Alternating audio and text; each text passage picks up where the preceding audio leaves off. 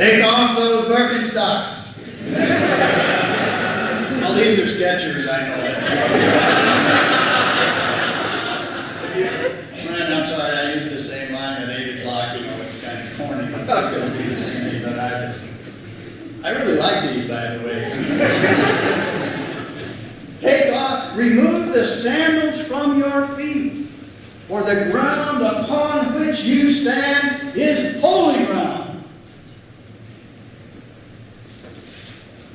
And my shoes are off this morning.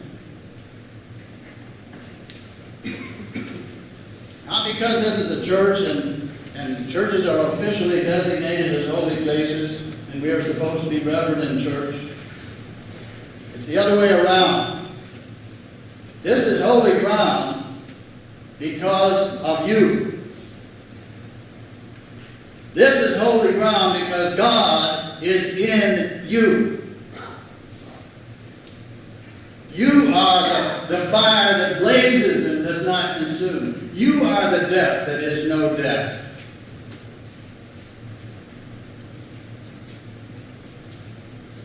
You are the ones whose losses are all gathered up and loved and cherished by God and found in God.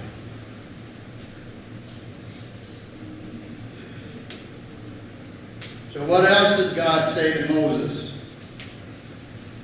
Well, I'll tell you one thing he didn't say. He said, hey, Moses, build a nice chapel up here so you can worship me on this mountain where I reveal myself to you. There is a nice chapel there. It's called St. Catherine's Monastery. I think Joey rode there on a camel. Which I've seen pictures of and enjoyed looking at and thinking about. That's about as far as I want to get to riding on a camel. I don't think they use camels on Holy Island, do they? No, he didn't say build a chapel there on Mount Sinai. God sent Moses back to Egypt to set the people free. And if we try to hide from the world and the church, God will evict us.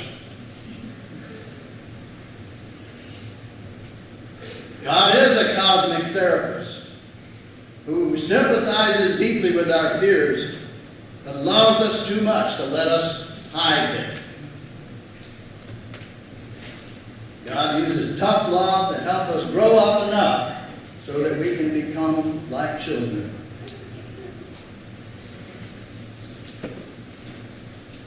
So we go out from this place with sadness. Sadness because of our losses, which are very real. We go out wounded and vulnerable because there is no other way to be human or to be Christian. Most of all, we go out laughing and singing because we do not go alone, do we?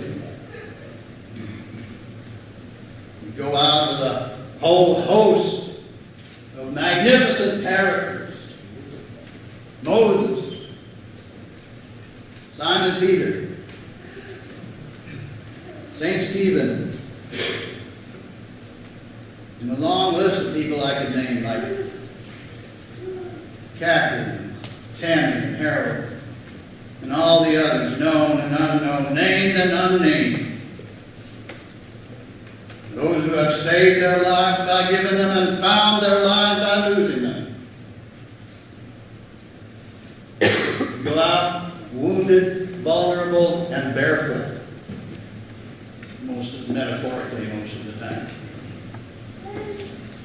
Go out following Jesus to Jerusalem or Egypt or into retirement or into a rector search process or wherever else.